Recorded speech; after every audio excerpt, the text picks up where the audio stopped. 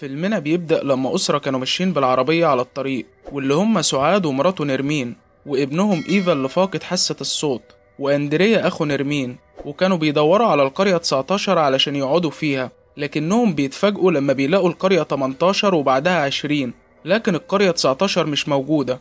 ولما بيرجعوا بالعربية علشان يدوروا عليها مرة تانية، نرمين بتشوف راجل غريب واقف على الطريق، فبتقول لسعاد وقف العربية بسرعة. ولما بتنزل تتلفت حواليها ما بتلاقيش حد.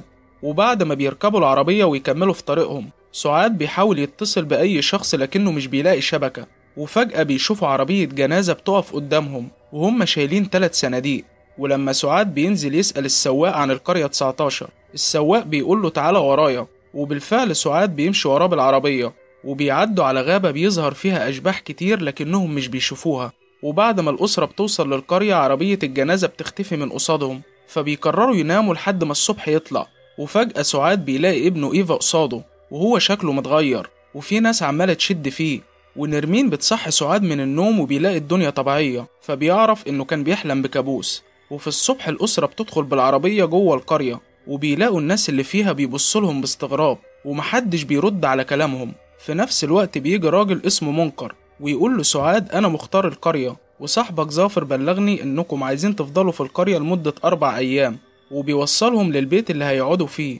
ولما سعاد بيسألوا على شبكة التليفون، منكر بيقول له مش شغالة لأن محدش بيستخدم تليفونات في القرية، وبيسيبه ويمشي. ولما إيفا بيبص من شباك البيت، بيلاقي منكر بيراقبهم من باب الجنينة. وبعدين نرمين بتنيم ابنها إيفا في الأوضة وتقول له إحنا هنوديك لأفضل الدكاترة علشان تتعالج وتقدر تتكلم زينا. وفجأة نرمين بتلاقي مراية عليها غطا في الأوضة، ولما بتشيله بتشوف شبح بيجري في انعكاس المراية، فبتخاف وتفضل تتلفت حواليها لكنها مش بتلاقي حد. وبعد ما بتسيب ابنها في الأوضة وتمشي، إيفا بيلاقي الحيطان كلها بتتحول لدم، وبتظهر أشباح كتير قصاده وهي عمالة تبصله. فإيفا بيترعب ويتغطى بالملاية بسرعة، ولما بيبص تاني بيلاقي الأوضة بترجع طبيعية. في نفس الوقت أندريا بيخرج من البيت علشان يتمشى في القرية، لكنه بيلاحظ إنها فاضية ومفيهاش أي حد، والساعة اللي معاه واقفة عند 5:30. وبعد ما نرمين وسعاد بيناموا البيت كله بيضلم، وبتظهر أشباح في الأوضة بتاعتهم. وأندريا وهو بيتمشى في القرية بيروح يقعد عند بحيرة، وفجأة بيشوف شبح في المية، فبيتلفت حواليه وما بيلاقيش حد.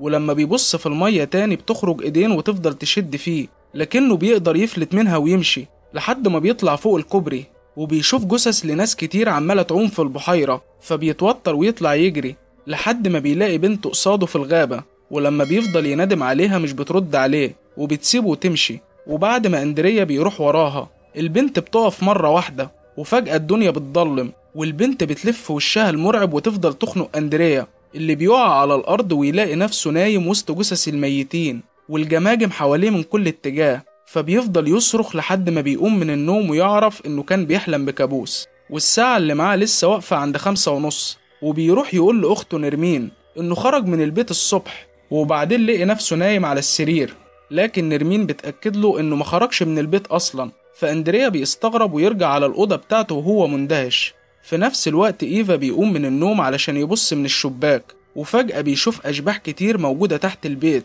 وأشباح تانية بتلف حواليهم وهم شايلين 3 صناديق. فإيفا بيخاف ويجري على أوضة أبوه وأمه علشان ينام في حضنهم. تاني يوم الأسرة بتقعد مع بعض، وأندريا بيحكي لهم عن الكابوس اللي شافه، لكنهم مش بيصدقوه، وبيلاقوا كل الأكل اللي جايبينه معاهم من السفر اتعفن. فنرمين بتخرج للقرية علشان تدور على أي محل تجيب منه أكل، وبتفضل تخبط على البيوت لكن محدش بيفتح لها. وبتلاقي المختار منكر قصادها، فبتقوله إن مفيش حد في القرية وهي محتاجة شوية مستلزمات. ومنكر بيقول لها النهاردة أجازة، فالرجالة بتصلي والستات بتغسل عند النهر، روحي لهم وأكيد هيساعدوكي. وبالفعل نرمين بتوصل عند النهر وبتنادم على الستات اللي هناك، لكن محدش بيرد عليها.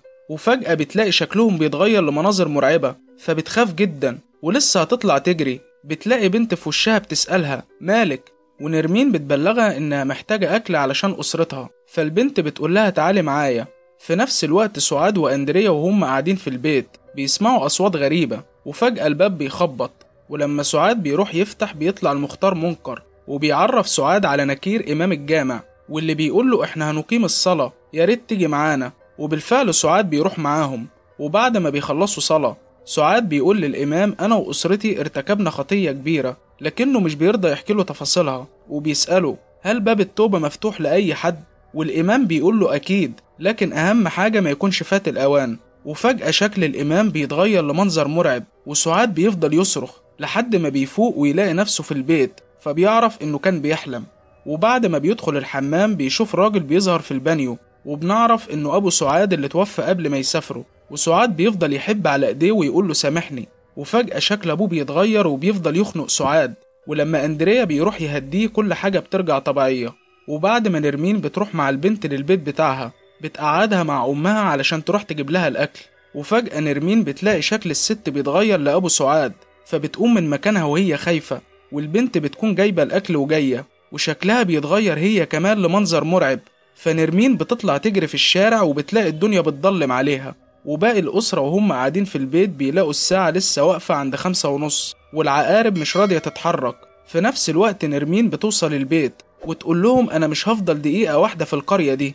فالأسرة بيطلعوا يجروا بالعربية علشان يخرجوا من القرية، لكنهم بيلاحظوا إن الطريق بيتعاد وبيوديهم على القرية 19 من تاني، ومفيش أي مخرج قدامهم. فبيخافوا جدا وبيقرروا يرجعوا للبيت اللي كانوا فيه لحد ما الصبح يطلع وبعدها يمشوا. ولما بيوصلوا للبيت بيسمعوا أصوات غريبة من كل اتجاه، وإيفا بيسيبهم ويروح للأوضة بتاعته اللي بابها بيتفتح وبتبقى مليانة أشباح، وبيدخلوا إيفا معاهم ويقفلوا الباب. وبعدين الأسرة بتدور على إيفا وبيفضلوا يخبطوا على الأوضة بتاعته، لكن محدش بيفتح لهم.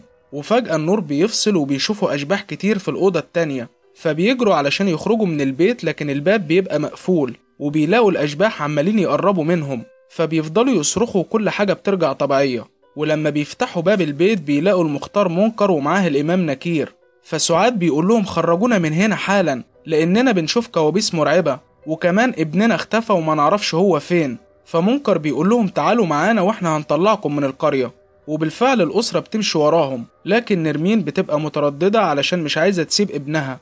ومنكر بيبلغها انه هيوصلهم لمكان آمن ويرجع يجيب ابنهم. وبعدين بيكملوا في طريقهم لحد ما بيدخلوا الأسرة لزنزانة في الكهف ويقفلوا الباب.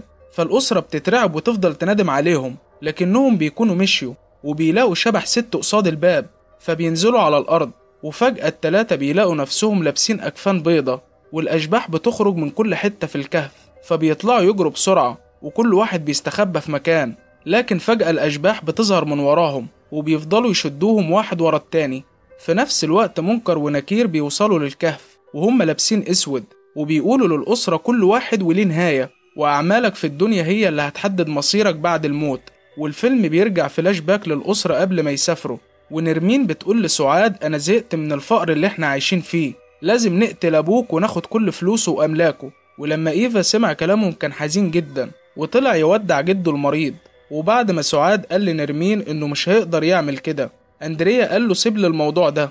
وبالفعل راح على أوضة أبو سعاد وفك جهاز الأكسجين بتاعه، فالراجل مات. وبعدها سعاد كلم صاحبه اللي بلغه عن القرية 19 وإنه يقدر يستخبى فيها لحد ما الموضوع يتنسي. وبالفعل مشوا بالعربية، لكنهم عملوا حادثة وماتوا كلهم ما عدا إيفا اللي فضل عايش. وبنعرف إن كل الأحداث المرعبة اللي عاشوها حصلت بعد ما ماتوا واتدفنوا تحت التراب كنوع من العقاب بسبب الذنب اللي عملوه. وكمان بنعرف إن الساعة اللي معاهم كانت واقفة عند 5:30، لأن ده نفس الوقت اللي ماتوا فيه. والتلات صناديق اللي ظهروا في عربية الجنازة كانوا بتوعهم. ونكير بيقول لهم الرعب اللي شفتوه الفترة اللي فاتت ده جزء بسيط من الرعب اللي هتشوفوه بعد كده. في آخر مشهد في الفيلم بيظهر راجل على الطريق وهو بيدور على القرية 19، وفجأة بيشوف عربية الجنازة قصاده وفيها صندوق. ولما الراجل بيسأل السواق عن القرية 19 بيقول له تعالى ورايا. وطبعا مش محتاج اقول لكم الراجل ده مصيره ايه.